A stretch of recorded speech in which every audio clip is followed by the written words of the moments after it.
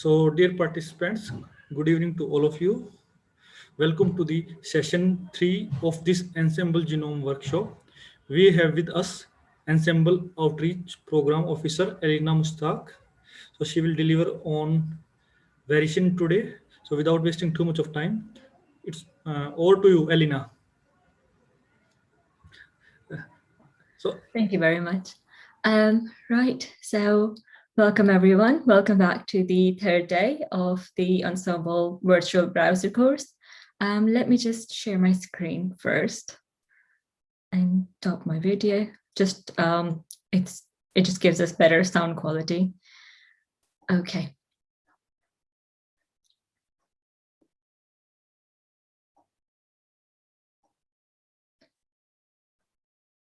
Right.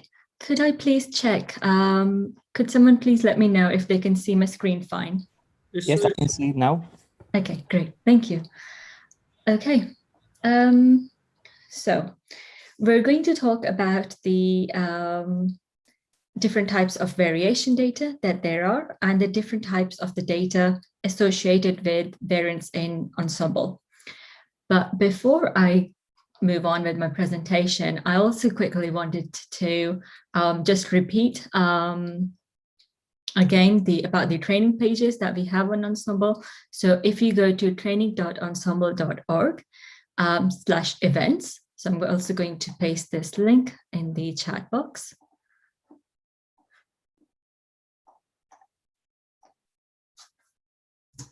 And over here, you'll be able to find the presentation, so a PDF to the presentations from Michal presented last week, and my variation presentation as well. And then you also have the course book with demos and exercises. So when I go through the variation demo today, you can choose to either follow me along the screen, or if you have a second screen of your own, you can do the demo on your own. And then you also have this copy sheet. I'm going to use this briefly today, but I'll show you when I get to it. And then finally, we have the living document. And this is to ask questions. It's a really good document that you can refer back to if you want to. You can learn from other people's questions, and you can copy and download it, so to save it for future references. And it's just easier for us to keep track of your questions rather than finding your question in the Zoom chat, because sometimes they get lost and it does get a bit messy because there's no threading. But if I'm talking too fast, or if you can't see my screen, or if for some reason you can't hear me properly, any techie problems, please feel free to either type in the Zoom chat or unmute yourself and let me know, and then we can sort it out together. Right, so let's move back to variation now. So we're going to focus at how the different variants are classified. We're going to talk about the different species and the sources Ensemble draws variation data from. We're going to explore the variation data through the Ensemble browser, and this will be done in the demonstration part of the module. And then we're going to also look at VEP, which is a really cool tool that allows you to find information about your own variants. So let's start by having a look at the variation types. Variants can be thought about in different sizes, or number of nucleotides that are affected at a time.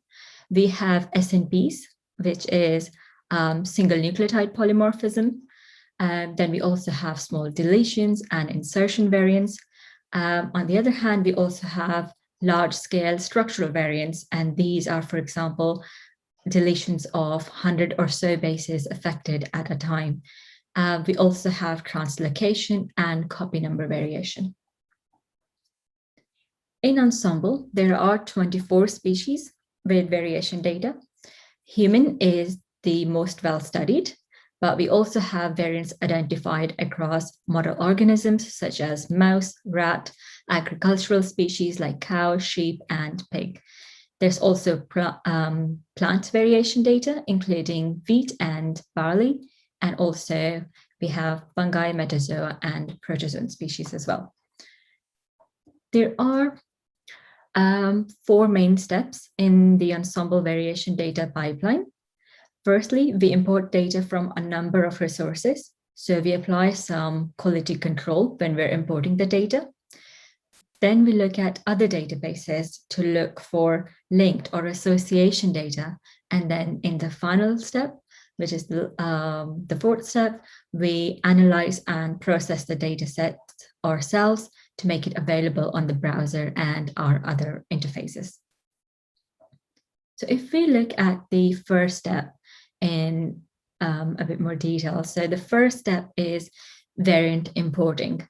We look for various publicly available archives and variation databases to import the variant data from. In the case of human, the most popular is dbSNP, which is hosted by NCBI.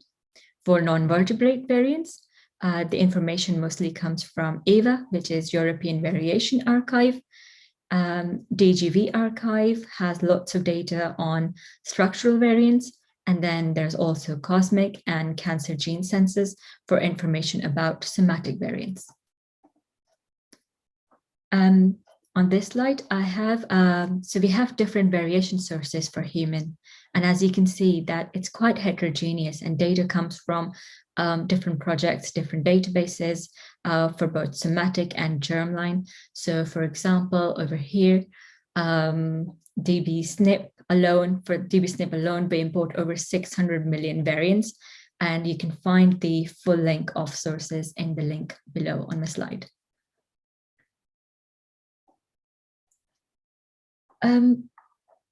So a few notes about Cosmic. Cosmic is a database of somatic mutations in human. However, the Cosmic data is not entirely public. So to fully access the Cosmic data, you will need to have your own license. And those licenses are free for academics. However, because we're not sure that people coming into Ensemble have their own licenses, therefore we're not allowed to display allele frequency. So we will only show you the position of those genetic variants and the variant consequences calculated for all possible alleles, and then we'll link you out to Cosmic for further information. Then the second step is to apply quality control. So this is where we do things like mapping to the appropriate genome assembly. We check for alleles matched between reported and referenced genome sequence. And we also check for IUPAC ambiguity codes. So this stands for International Union of Pure and Applied Chemistry. And these are the guys that are in charge for the nucleotide codes. The next step is then linked data. So we add value to our imported data. We look for linked or association data for every single variant that we import in step one. We look for a number of different databases for additional information, such as allele frequency, phenotype, and disease association, and list of citations that mention these variants specifically. The main types, so one of the main types of linked data is allele frequency. And we look to some of the main projects that are listed here, such as 1000 Genomes Project. This is whole genome sequencing data, and this is from healthy individuals from all over the world. Then we have Nomad Project, and this is a mixture of whole genome sequencing and exome sequencing. And this cohort is not as diverse as the 1000 Genomes, and it's biased towards the European diseased and healthy population.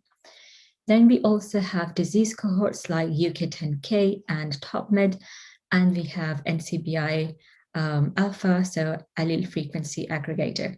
And we retrieve the allele frequency for all of the variants that we import in step one.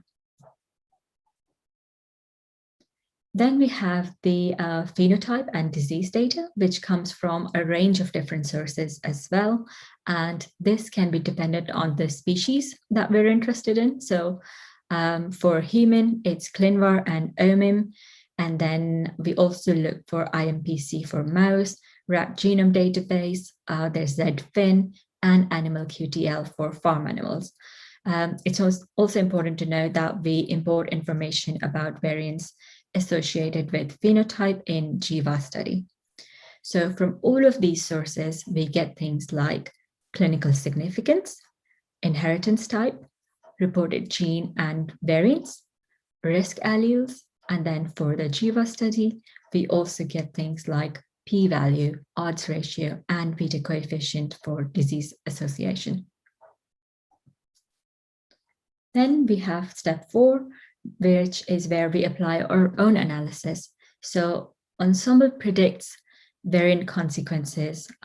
We look to see the effect of the variant upon the gene, protein function predictions, whether a variant will be deleterious for a particular protein, if it's affecting coding sequence of a transcript, for example. We also calculate linkage disequilibrium, and we look at conservation across species. So one of the first things that we do in Ensemble within the fourth step is that we predict the consequences of the variants that we import into our database. So to summarize this process, of how we predict the variant functional consequence is that we take each variant one by one and we plot where it falls on the genome. And where a variant falls in the context of a gene will determine its functional consequence. So if we think of a variant, for example, that falls outside of a gene, so it might fall in the 5' upstream over here, or 3' downstream region, in which case the variant might not directly affect the protein, but it might fall in the regulatory region, which will affect the mRNA transcription and the transcription activity of that gene or its transcript. Then we can think of a variant that might fall within the gene, but not within the coding region. So it might fall within the UTR region, or so here, or in the splice site, or even in the intron. So these variants won't directly affect the protein structure and function, but they might affect the mRNA stability, splicing, the translation efficiency, and other factors that might lead to a change in the expression of a protein.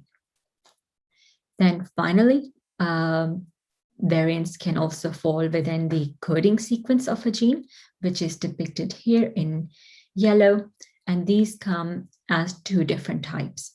So first we have the coding synonymous consequence, which is when a variant in the genome doesn't result in a change in the protein sequence. And we can get this because the genetic code is degenerate. So we know that more than one codon can encode the same amino acid. So what this means is that there might be a change in the genome sequence, but it doesn't result in a change in the encoded amino acid at that position. Then on the other hand, we can have a change in the genome that does result in a change in the encoded protein at that position, which is what we will call a missense variant or a non-synonymous variant. So for every variant, we plot, we will plot where it falls along the genome, and then we assign a consequence based on the position where it falls in the genes located at that position in the genome. The consequences that we assign to the variants have very specific terms. The consequences are all defined by sequence ontology. So just like we have gene ontology, which is the standardized vocabulary of terms to define gene function, over here we have sequence ontology, which is a standardized vocabulary of terms to define sequence changes. So here, as an example, you can see that the yellow color code is the missense variation, and then we have its definition. So any variant that has this defined effect will be labeled as a missense variant, and throughout Ensemble, it will be yellow.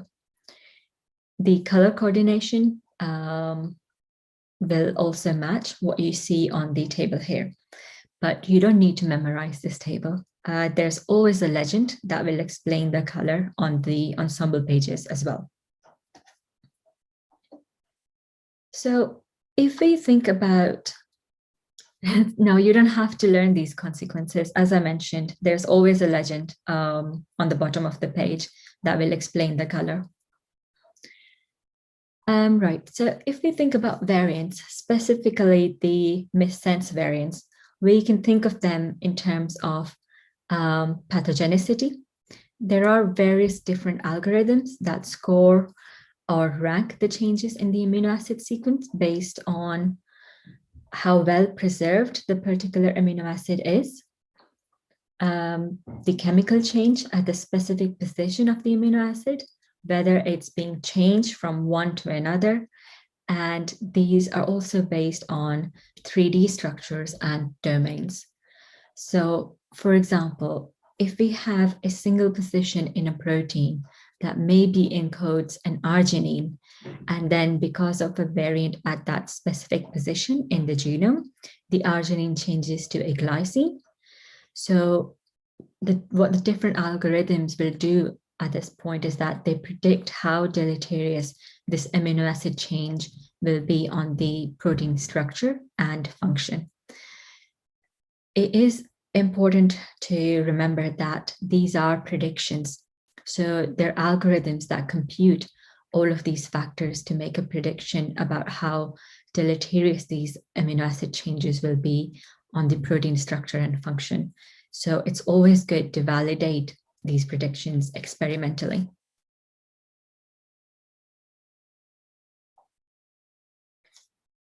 There are a number of different pathogenicity prediction tools in Ensemble. So to start with, we have SIFT, which ranges from 0 to 1. 0 indicates that the change will be deleterious, and 1 is tolerant. Whereas for polyphen, the opposite is true. So here, 0 suggests that the amino acid substitution will be benign, whereas 1 is more damaging. We have CAD, which works on a scale of 0 to 100, with 0 being benign and 100 being likely deleterious. We have a few more. So we have Revel, Meta-LR, Mutation Assessor, all of which work on a scale of 0 to 1, with 0 being more tolerated or benign and 1 more likely to cause disease or damaging to the protein. So before I move on to the demonstration part of the module, one of the important things that I wanted to go through is the terminology that we use for the alleles of the variant. So a chromosome is made of contigs laid end to end, just like in the diagram here. A single contig is a sequence from one individual. So in this example, this chromosome is made of 4 contigs, and each of these contigs come from different individuals. So if we take a look at one of these in detail, we can see that this contig has a sequence, and we can identify a position that is highlighted in red here as a T.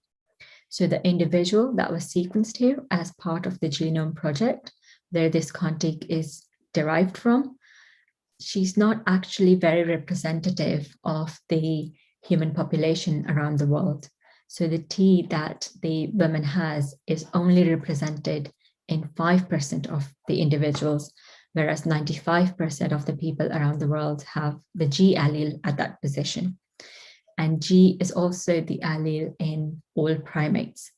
So if we were to align this sequence to orangutan, chimpanzee, or gorilla, for example, we would find that all of those primates also have a G at that position. And the T that the lady has also has some disease susceptibility associations. However, she was the lady who had her genome sequenced. Therefore, T is the allele that we find in the Human Genome Project. So T is the reference allele, and G is the alternate allele. So it doesn't matter about disease susceptibility and conservation. And so we would list these alleles in Ensemble as T/G. So in this case, the reference allele is a minor allele and the alternative allele is a major allele. However, most of the time, the opposite is true. In many cases, it is the major allele that is also the reference allele. Okay, so now it's time for our demo. So we're going to look at the variants that fall within the MCM6 gene. We will look at the genomic region, so the location tab where the MCM6 gene is found, and then we're going to look at a specific variant with its ID, and we're going to search for it on the browser. And then we're going to find out more information about this variant. So as I mentioned before, that you can follow me on this screen, or you can go through the demonstration on your own. So you can find the demo on coursebook page number 38. So I'm going to jump out of my presentation and go to the Ensemble's homepage, which is ensemble.org.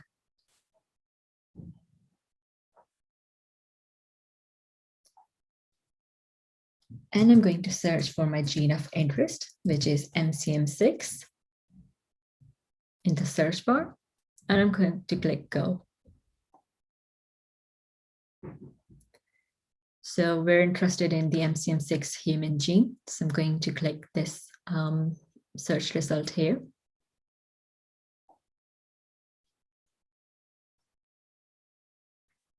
So you have visited this tab before. This is the gene tab with Mihal last week. So what we're going to do now is that we're going to focus on the genetic variation on the left-hand side. And I'm going to click on variant table. Sure, I can zoom in my screen. Is this better?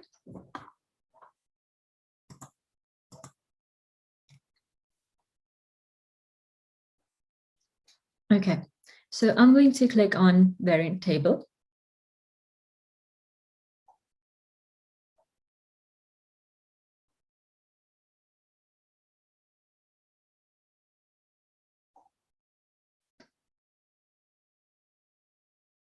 And over here, we have a list of all of the variants that fall within the MCM6 gene.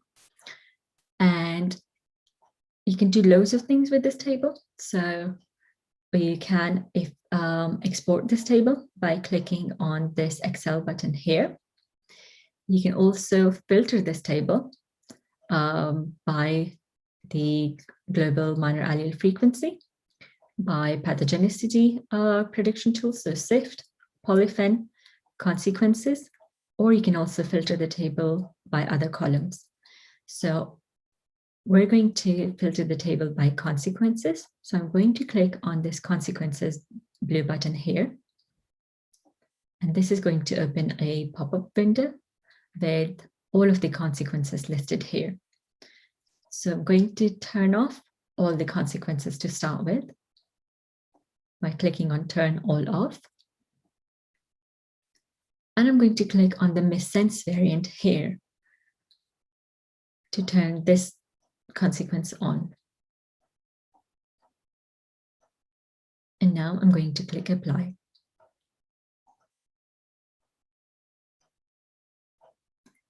So now my table has been filtered to show only the missense variants, and these also have the yellow label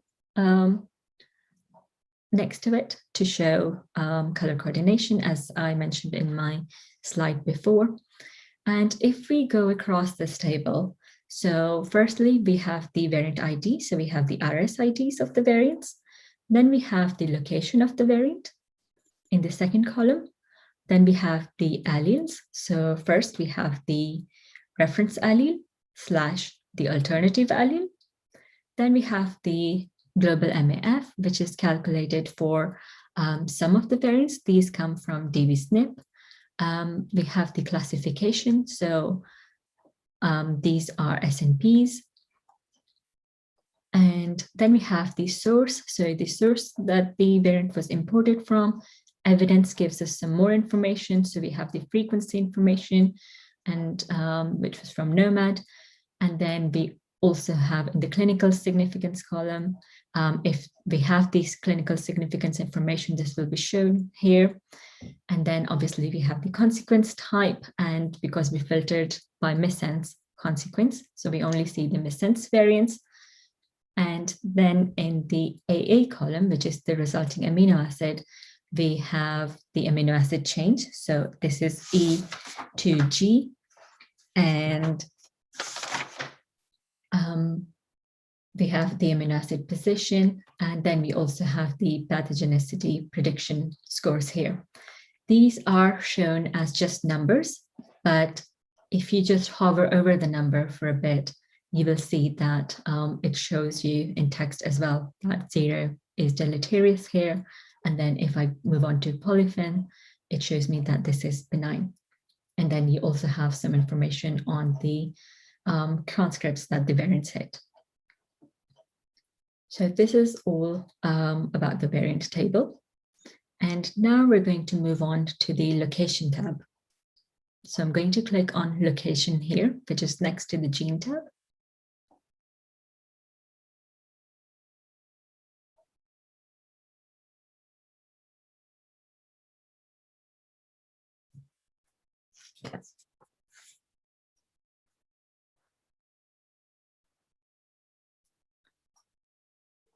Okay, so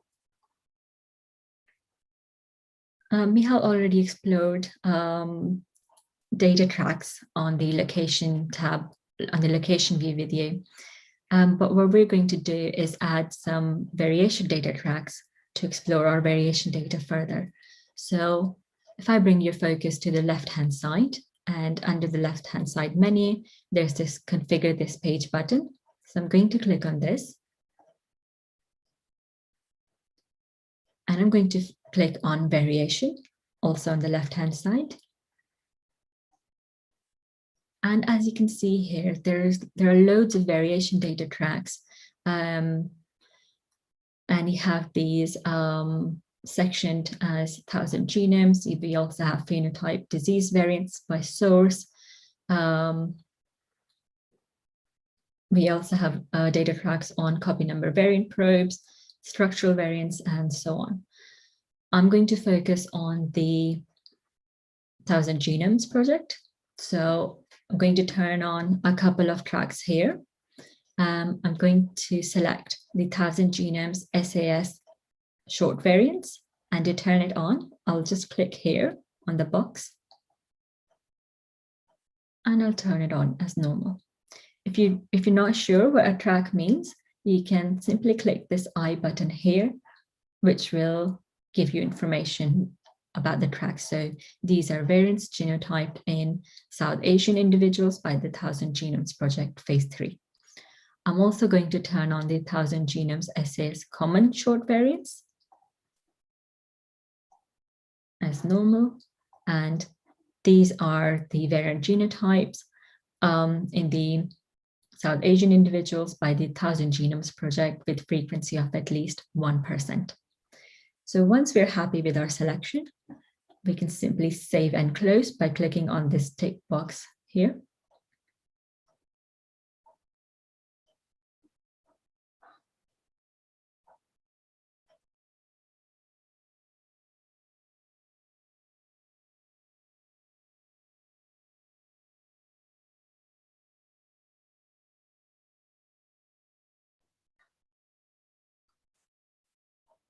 Okay, and I'm going to scroll down the page.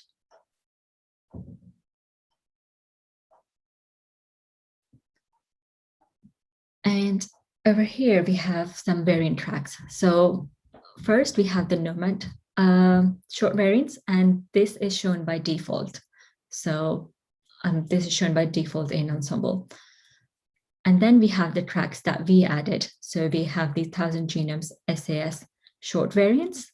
And then we also have the 1,000 genomes SAS common short variants. and the variants are depicted as lines, as you can see here. So these are individual lines in the position that they fall in, and these are also color coordinated. So as I mentioned in my slide, the color coordination of the variants. So if I click on this blue variant here, it will open a pop-up menu, which will give me more information about the class, the location of the variant, the alleles associated with it, the ambiguity code, and the consequence. So it shows me that blue means that it's an intronic variant. And then you also have all of these color coordinated consequences mentioned in the variant legend below. So the last track that I also want to mention here, which is also activated by default in Ensemble, is the phenotype associated short variants. So these are all the phenotype associated variants that fall within this region. And this is all about the location tab. So now if we want to search for a specific variant, we can either just click on a variant.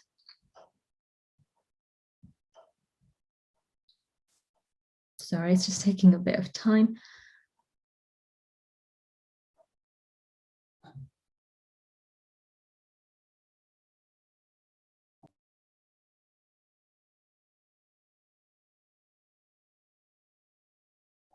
Okay, so we can either find out more information about the variant by clicking on one of these variants, and then we can click on more about this RS 5748 and so on variant by its RSID. Or we can go to the genes variant table that I showed you earlier, and then select a specific variant from there. Or if you know the variant ID of the variant that you're interested in, then you can simply search for it in Ensemble by using the search bar, either on the homepage or this corner search bar. So I'm going to use the corner search bar, and I'm going to search for a specific variant, which is RS 4988235. This variant ID is also mentioned in your course book. And now I'm going to click enter. And I'm going to select the first hit.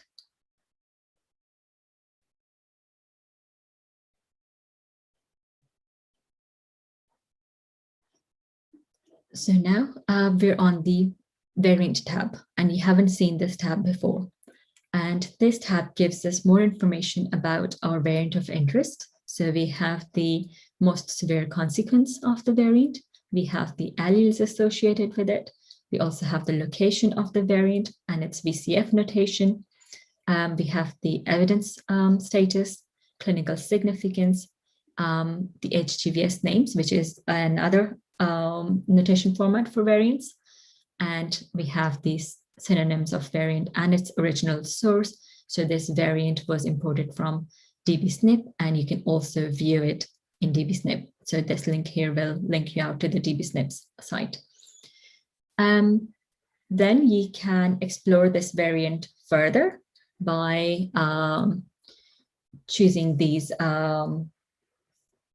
different options on the left-hand side menu, and these are the same options that you'll also see in these icons here on the bottom of the page. So I'm going to click on genes and regulation.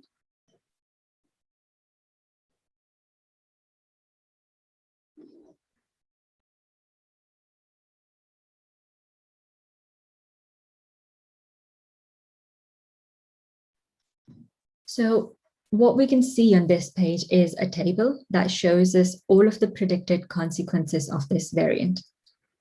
It is important to note that a single variant can have more than one predicted consequence, and this is because a variant can affect more than one transcript of more than one gene at a time.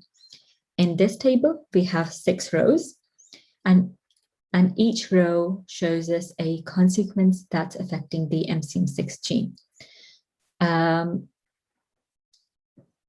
the MCM6 gene has 3 different transcripts, and we're looking at a triallelic variant. So I know this by the summary page, which shows me the different alleles associated with this variant. And then on the bottom of the page, you also have information about the GTEx portal. So we have information about the gene expression correlations in different tissues. Okay, now I'm going to explore the population genetics. So I'm going to focus on the left-hand side and click on population genetics.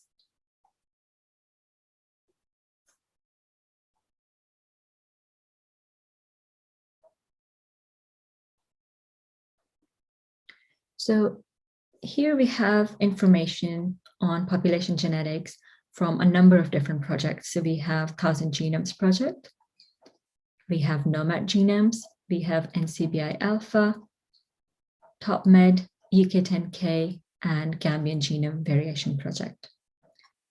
I will be focusing on the 1000 Genomes project. So on the top here, first we have these pie charts that show us the different allele frequencies in all population. And we also have this in African population, American, East Asian, European, and South Asian. If you want to find out more about the subpopulations, you can simply just click on this plus icon here next to subpopulations. And this now shows me the, gives me more information about the subpopulations within the European population. So we have the Utah residents from Northern and Western European ancestry. We have the Finnish in Finland, British in England and Scotland, Iberian population in Spain, and Tuscany in Italy. If I scroll down towards the table, the bar charts here show us similar information to what we see in the pie charts. And then the next columns, we have the allele frequency with their counts. So it's important to remember that humans are diploid organisms. So each individual sequenced in the 1000 Genome Project provided 2 counts to that allele frequency. So here we have G represented in 84% with a count of 4,200, and A represented in 16% with a count of 808. Then we also have information about the observed genotype for those individuals. So we can see that there are 75% of people that were homozygous for G, almost 8% homozygous for A, and 16% heterozygous AG. The final thing that I want to show you is that if you click on this show link here, so I'm just going to click on it, and this will jump me down to the bottom of the page.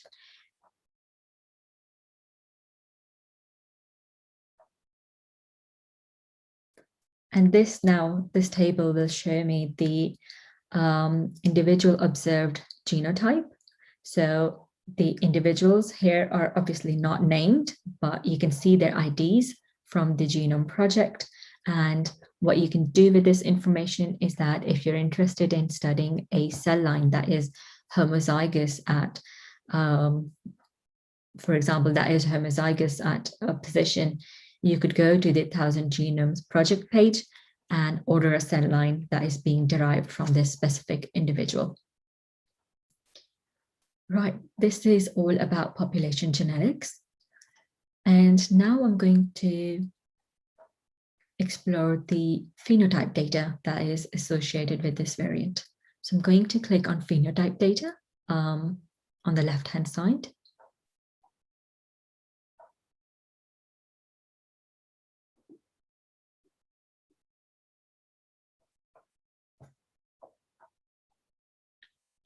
So here we can see all of the phenotypes that are associated with our variant of interest. The first column shows you the different phenotypes.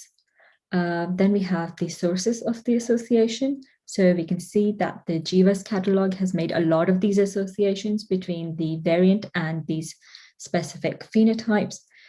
We have also got lactase persistence, and these associations come from ClinVar and OMIM. So from this table, you can see that the evidence of these associations, and you also have the links to the PubMed IDs. Then you also have the reported genes, so LCT and MCM6, and the associated allele.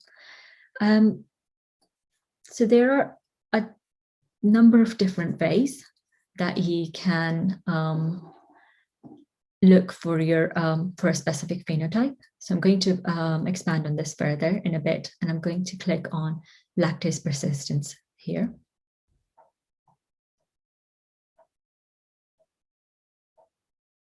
So now we're on the Phenotype tab, and we now have information about the loci associated with lactase persistence. So in the first column, we have the variant IDs associated with our phenotype of interest. And then we have their type, so it's a variant. Then we have the genomic location, information on reported genes, annotation source, the submitter, and external references, and also citation links. So there are different ways that you can get to the Phenotype tab. As I mentioned, the way that we did it is that we searched for a specific variant, and then we looked for the phenotype data associated with it. And then we wanted to find out more information about the phenotype that was associated with it. And then we ended up on the Phenotype tab. On the other hand, you can also directly search for your phenotype of interest on the Ensemble page, and it will lead you to this tab, which will give you more information about the variants and the genes that are associated with the phenotype of interest. So I hope this has given you a good feel of the different variation data that we have and that we have in Ensemble, and the different things that you can do with the data. So now we're going to move on to the exercises, which are on your coursebook, page number 45. And there's also answers on page number 47. If you get stuck, please don't hesitate to ask on either Zoom chat or use the living document. So I think we'll give about 15 minutes for the exercises.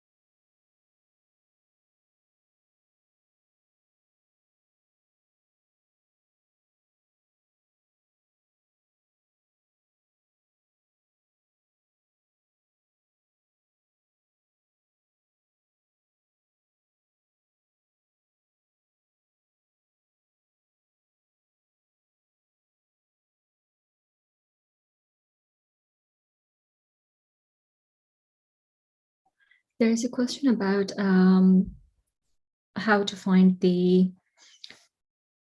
minor allele frequency on the page. So I'll just quickly go over that. So let's go back to our gene. So I'm going to go back to the variant table. And over here, we have information about our variant of interest. And when you focus on the alleles, we have the alleles that are associated with the variant. Then we have information about the ancestral allele.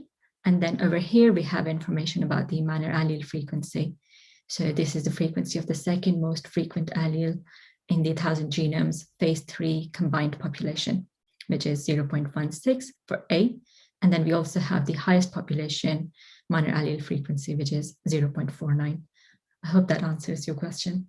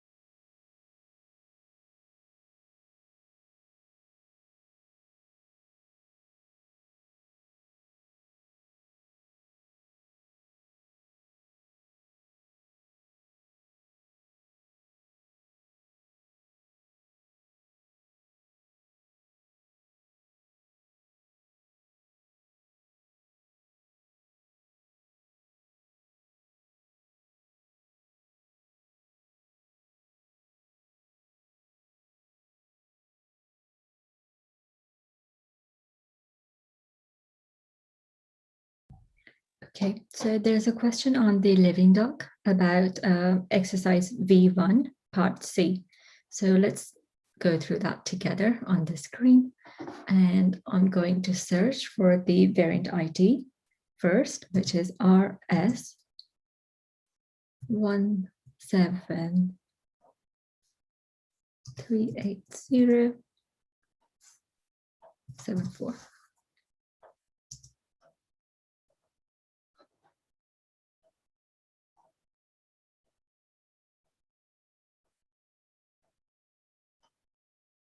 So the first question is about which transcripts is this SNP found in? So to find the answer to that question, we can click on genes and regulation.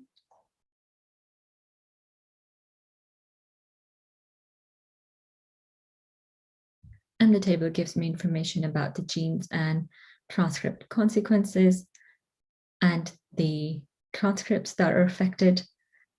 So we have 1, 2, 3,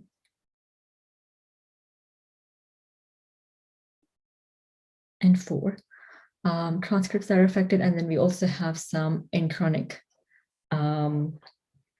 transcripts. And then the second part is, what is the least frequent genotype for this SNP in the Yoruba population from 1,000 genomes phase 3? So to find the answer to this, we're going to go back up and click on population genetics.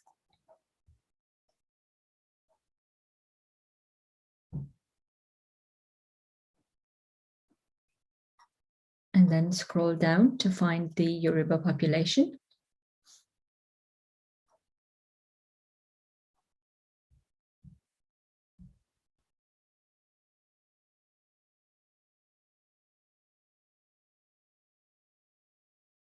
Which is here. Sorry, I was just being a bit blind trying to find it. So here's the Yoruba population, and we have to find the least frequent genotype, which is over here. So then we have 52, 6 counts, and 50. So the least frequent genotype is C homozygous. And then part C, which is what the question was about, is the ancestral allele, and is it conserved in 90 eutherian mammals? To find information about the ancestral allele, if you scroll up and focus on the alleles, then we have information here, given that ancestral allele is T. And to answer the second part, we're going to click on phylogenetic context on the left-hand side.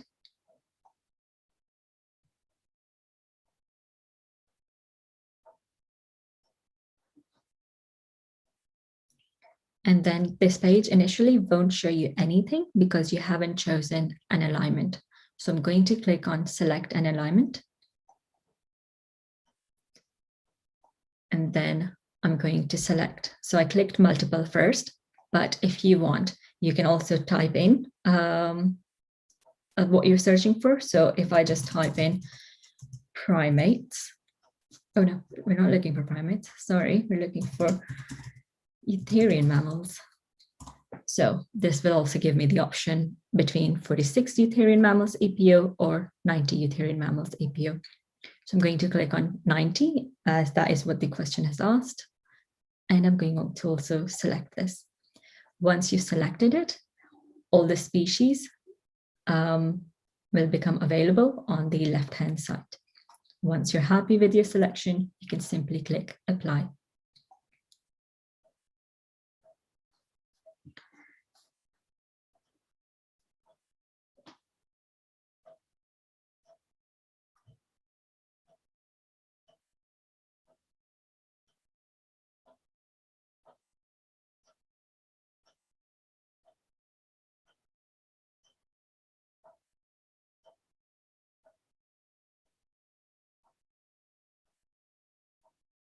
So I'm just waiting for it to load.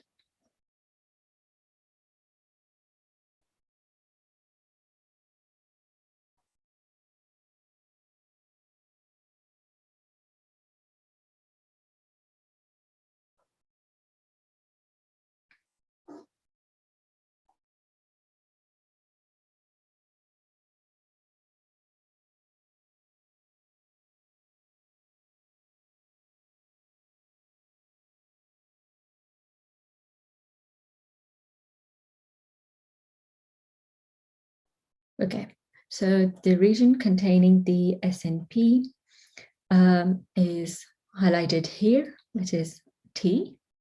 And this is, so we also have the flanking sequence displayed, and then we can see that T matches in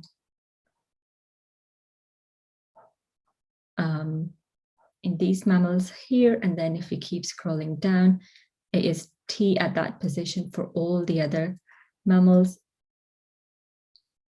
except for dog, which is not a T, but an A at that position. Also dingo and red fox. And then we have T again for several other mammals. And then we also have C instead of G instead of A, T for I'm going to try to pronounce it, Shakon Tekari.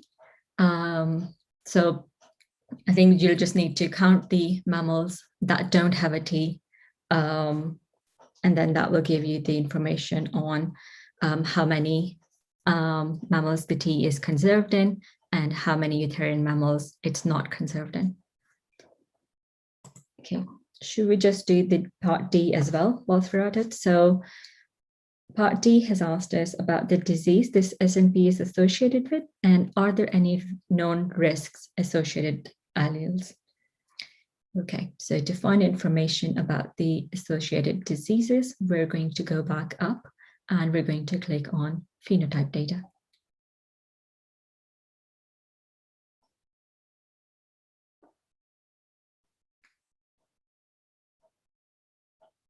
And then over here you have the diseases that are associated with our variant of interest, and we also have the alleles mentioned here.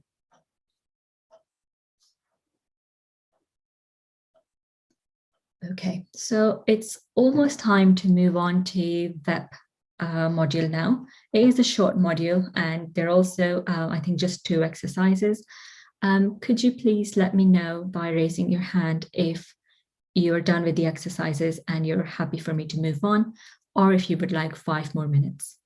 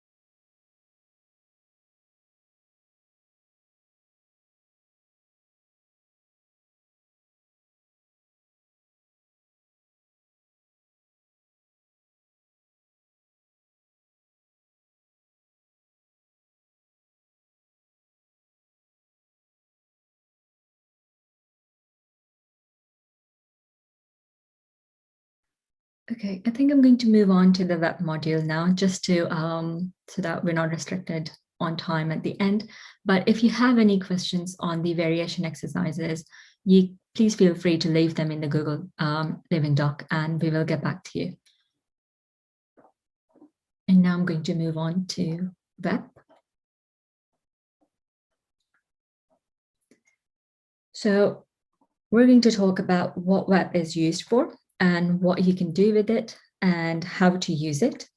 So web is a variant annotator tool from Ensemble, and it can predict the functional consequences of your variants.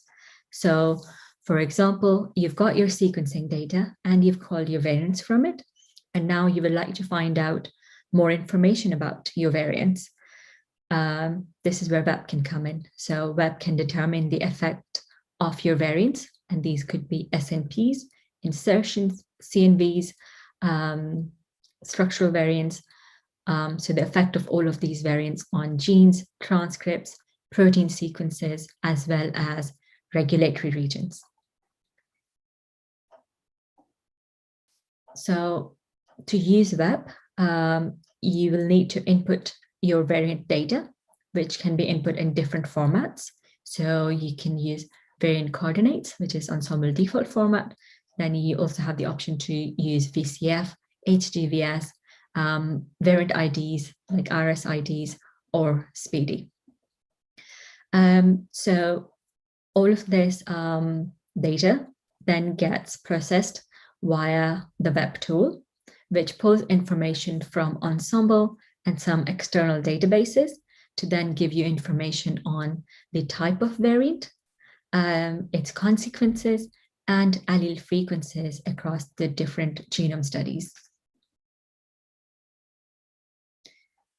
There are 3 different ways that you can use the web. So firstly, you have the web interface. So it's super easy to use.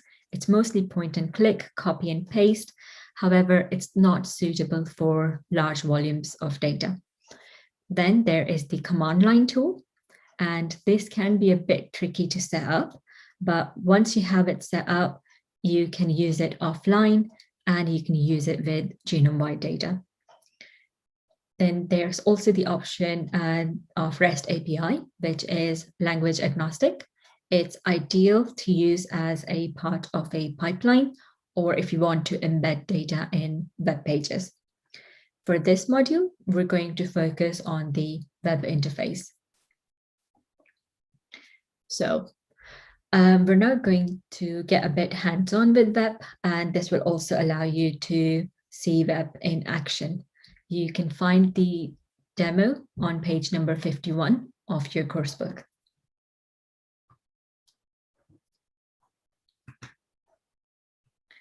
So now I'm going to use the copy sheet, which is on the training page.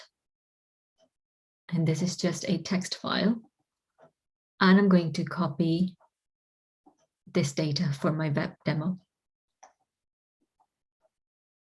So let's go back to Ensemble's homepage.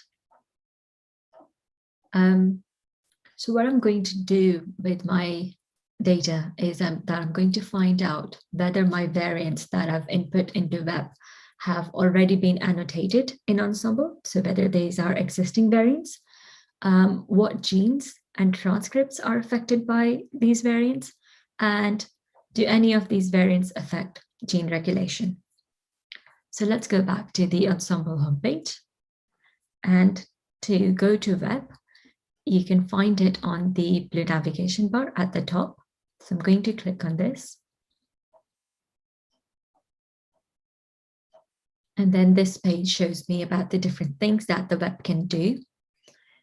And we also have the different web interfaces. So we have the web interface, command line tool, and the REST API. But since we're going to use the web interface, I'm going to click on Launch Web.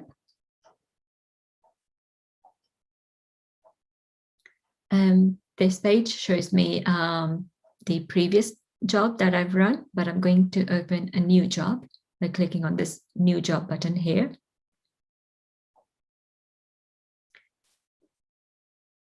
And now, so to start with, we're going to have to select our species. So this is set to Homo sapiens assembly GRCH38. I'm going to leave it as is, but if you are looking for to find information on human GRCH37, variants, then you will need to go to the GRCH37 website, which you can do so by clicking on this link here, and then navigate to web from there. The second thing you'll need to do is name your job. So I'm just going to call this demo. Oops. And now you have the option of inputting your data in this box. So we can either copy and paste our data, which is what we're going to do in a minute, or we can also upload a file from our computer, or we can provide a file URL. So if your data is stored on a public directory. You also have examples here of the different formats that you can use. So if I click on this, it will give me an example of what the Ensemble default format looks like, what the VCF looks like, different variant identifiers, and HGVS notation and the speedy format. So let's just get rid of this. And I'm going to paste my own input that I've copied from the copy sheet. And this is in the Ensemble default, and Ensemble the web will recognize it. So let's go through our input data. First, we have the chromosome number. So this is chromosome 9. Then we have the start position, followed by the end position in the third column. Then in the fourth column, we have the alleles. So first we have the reference allele / the alternative allele. And then in the next column, we have the strand direction. So positive for a forward strand, negative for a reverse strand. This is optional. So that will by default assume that your variants are on a forward strand if you don't provide the plus or minus in this column here. And then in the last column, we have variant names. So we've just named our variants. These are made up names, and we've called them variant 1, 2, 3, and 4. Then you have the option to choose the transcript database, depending on your requirement. So you can choose Ensemble GenCode transcripts, but you also have the option to choose RefSeq transcripts, which is more popular with clinicians. And then you have the option for additional configuration. So I'm just going to expand the identifiers. And over here, you can choose additional identifiers for the genes and the transcripts that the variants hit. So this is set to gene symbol by default and transcript version. But if you want to, you can also select for UniProt, and you can also select for HGVS notations for your variants.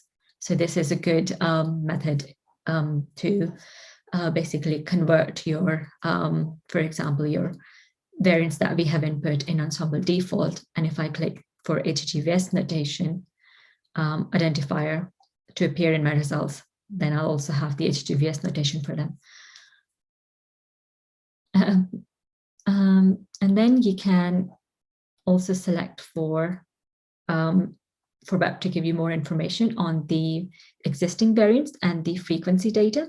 So by default, web will tell you, will give you the IDs of the co-located known variants.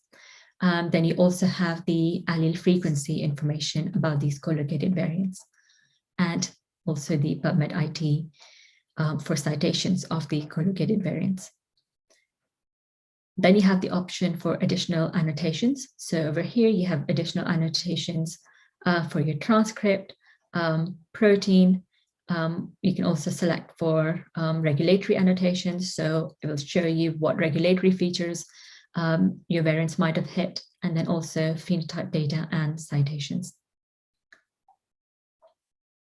We have variant pathogenicity predictions. So we have SIFT and polyphen selected by default, but you also have the option for CAD, Condell, and LOFTOOL. And then we also have the options for splicing predictions and conservation. Next, there is the option to filter. So this is to pre-filter your results by frequency or consequence type. We would recommend that you filter your results after you've run your job, just so that you don't lose out on any of the data. So once we are happy with our selection, you can simply click on this green button here, which says Run. I'm going to click on it, and this will lead me to a page that shows me that my job is running. It's queued for a run, and it also shows me my previous job. The page refreshes itself every 10 seconds, so you don't need to refresh it. And then if I bring your attention to the right-hand side, you have the option here to save your job. For this, you will have to create an Ensemble account, which is free, and you don't get any correspondence from us. You also have the option to edit your job, share your job with collaborators, or delete your job. So I'm just going to wait for it to run.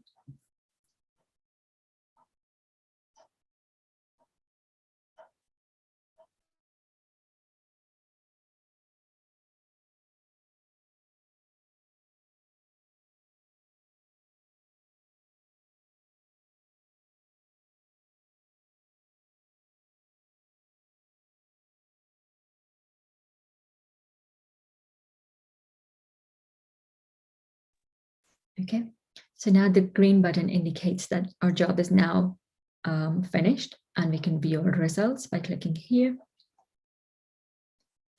And this leads me to the web results. So first we have the summary statistics. So we have a table that shows us the number of variants that were processed, which was 4, and then how many variants were novel, or if we have any existing variants. So 1 was a novel variant and 3 were existing. Overlapped genes, so 2 genes were affected, 7 transcripts, and the variants overlapped 1 regulatory feature. Then we also have on the left-hand side a summary of all the consequences in a form of a pie chart. And let's scroll down now to our table. So as you can see that the table is quite massive, although we ran just 4 variants. And this is because one variant might have different consequences across different transcripts of a gene. So some of them might hit multiple genes because of things like antisense annotation, or if they fall within a regulatory region of a gene. So the table gives us information about the variant that we processed. Then we have the location, so the genomic location of the variant, the alternative allele, the consequences of these variants, the gene symbol, so the genes that it hit, and the Ensemble stable ID for that gene. And then we also have the type of feature that the variant hit. So for the first one, these are transcripts, and then we also have a regulatory feature here and a motif features. Then we have the features Ensemble stable ID and their biotype. We also have exons information, and then we also have the HGVS notation. So we have the HGVS coding sequence name and the HGVS protein coding sequence name. Sorry, protein sequence name. And then we also have some more information about the cDNA position, CDS position. If you're not sure what any of them mean, you can simply just hover over them and it will give you a description of what the columns mean. Then we have some more information about the amino acids. So the amino acid that were changed. So for example, this stays as G, and it's only 1 amino acid given here because this is a synonymous variant. So there was no change in the amino acid. And then you also have R/Q here. So first we have the reference amino acid followed by the changed amino acid. And then in this existing variant column, we have a list of the existing variants. So we have their RSIDs. And if I scroll to the bottom, it is blank for some of the rows. And this means that this variant is a novel variant. And then we have some more information about the transcript. We have information about the pathogenicity prediction scores. We have SIFT and polyphen, allele frequency, clinical significance, PubMed IDs for the co-located existing variants, and some more information on the motif name, motif position. So these are related to transcription factors and regulation. So this table is quite massive with a lot of data, but you do have the option to filter your table. So for example, if I want to filter my table by consequences, so I can, if I bring your focus to filters here, and I'm going to open this menu, and all the filters here are the names of the columns of our table. So I'm going to select consequence. And then we have the choice of the logical operate. So you can choose is not, matches, less than, more than, and so on. I'm going to leave it as is. And I'm going to say that I want to filter my table by the missense consequence. So I'm going to type here missense, and I don't even need to type the whole thing. It auto-completes it for you. So I'm going to select missense, and I'm going to click add.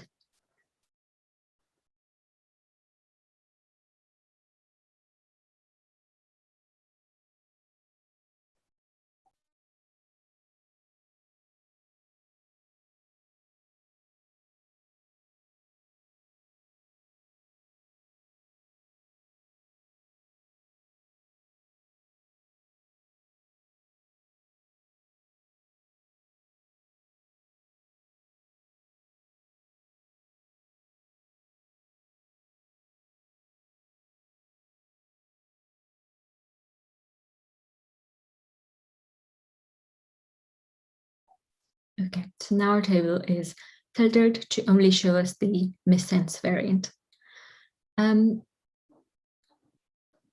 So I hope this has shown you that the web results are quite flexible, and you can do loads of things with the filters here. So this is quite a simple query, but you can make it into a more complex query by adding more filters on top. I'm not going to add more just because it's being a bit slow.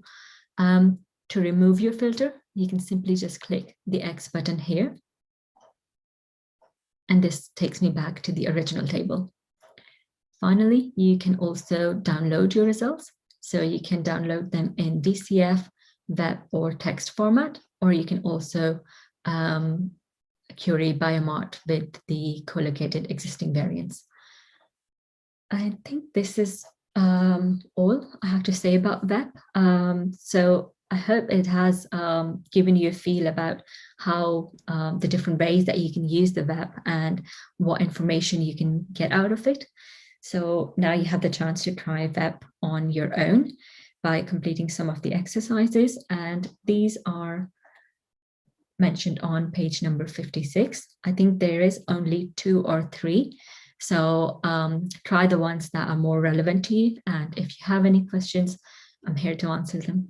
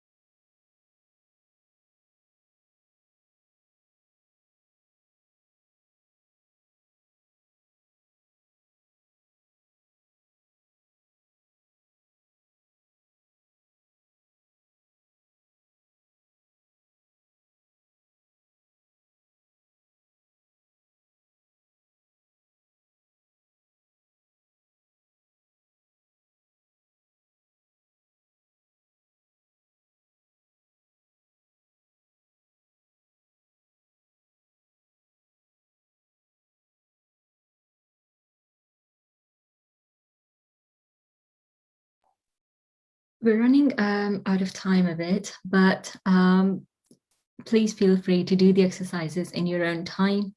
And if you have questions regarding the exercises or anything else that we've spoken about today, please feel free to leave questions on the Google Doc. So I'm just going to wrap up now. So a quick summary of what we have covered today. We've talked about the different types of variation data in Ensemble and how you can find it in the Ensemble browser. Then I also showed you the web tool and the cool functions of web and the data that you can pull out from it for your own variants. And next week, Emily is going to speak to you about the comparative genomics, so the comparative data that we have in Ensemble. And then we're also going to cover Biomart, which is another really cool tool in Ensemble, which can do loads of things like ID conversions and other things as well. So with this, I would like to say goodbye and thank you for your time. And over to you, over to the host now. So thanks, Elena, and congratulations for wonderful presentation. So we have concluded the third session of this Ensemble Genome Browser workshop. So we will meet again next week for the last two sessions of this Ensemble Genome Browser workshop. So with these words, now I am ending the session. Thanks all.